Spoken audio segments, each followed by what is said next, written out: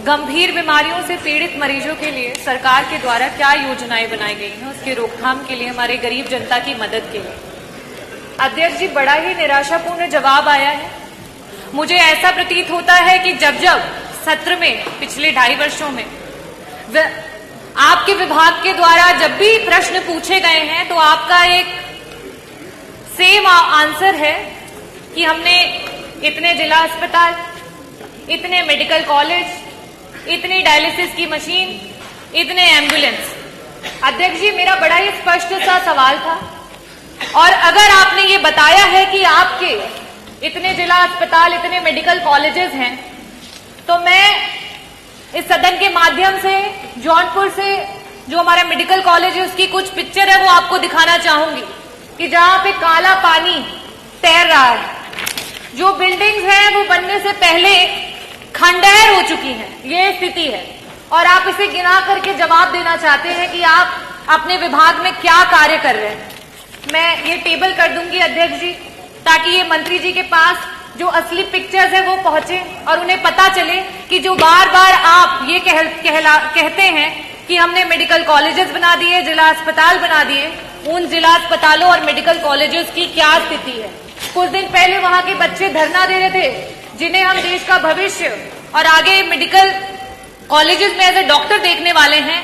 आज उनके पास ना शुद्ध पेयजल है, ना बिजली है, ना पानी है। हम मरीजों को क्या ठीक करेंगे मंत्री जी? हमारे तो डॉक्टर बीमार हो रहे हैं, कभी डेंगू, कभी मलेरिया और कभी जॉन्डिस से। ये स्थिति है अध्यक्ष जी।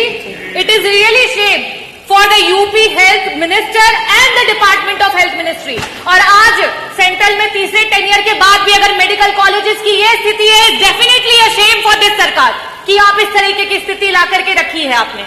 अध्यक्ष जी, जवाब में इन्हें ये देना चाहिए था कि गंभीर बीमारियों के लिए जो हमारे डॉक्टर्स होते हैं, चाहे वो पैलिएटिव मेडिसिन के डॉक्टर्स हो, चाहे आपके ऑन्को सर्जन्स हो, ऑन्कोलॉजिस्ट हो, गायनेकोलॉजिस्ट हो, न्यूरो एनेस्थीसिया डिपार्टमेंट के डॉक्टर्स हो, चाहे आपके कार्डियो सर्जन्स हो, सीटीवीएस के सर्जन्स हो, आपने कितने डॉक्टर्स को बढ़ा, कितने डॉक्टर्स को आपने बढ़ाया?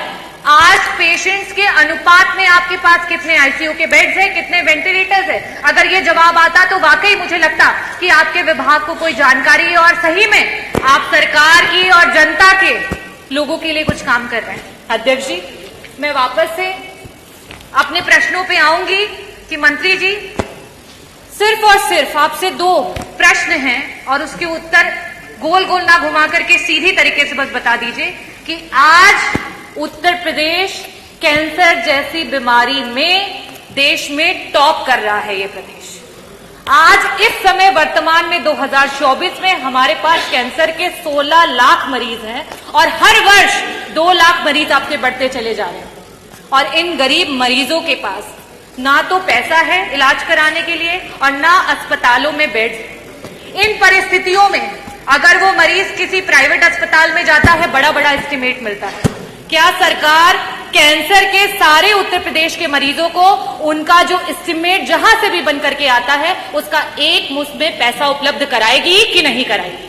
मेरा दूसरा सवाल है मंत्री जी कि आज जब आपने जवाब नहीं दिया कि आपके पास सुपर स्पेशलिटी के डॉक्टर्स कितने बढ़ गए हैं, पेशेंट्स के अनुपात में वेंटिलेटर और आईसीयूज कितने हैं, तो इन परिस्थितियों में जितने भी आपके प्राइवेट उत्तर प्रदेश के हॉस्पिटल्स रन कर रहे हैं जहां पे वेंटिलेटर्स और आईसीयू की सुविधा उपलब्ध है, उनको पीपीपी मॉडल पे, सरकार तो पीपीपी मॉडल पे बहुत काम कर रही है, जगह जगह पर आप इसके बारे में एडवर्टीजमेंट्स करते रहते हैं। तो आईसीयू और वेंटिलेटर, क्योंकि ये ऐसे मरीज होते हैं, ब्रेन हैमरेज के मरीज होते हैं, इनके पास समय नहीं होता है।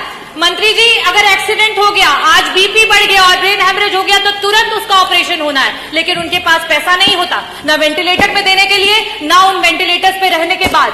तो मैं आपसे अनुरोध करना चाहूंगी कि पीपीपी मॉडल पे जितने भी हमारे प्राइवेट हॉस्पिटल्स हैं उनको ऐड करते हुए हमारे मरीजों को मुफ्त में इलाज और समय पर इलाज दिलाने के लिए क्या सरकार काम करेगी? बहुत बहुत धन्यवाद।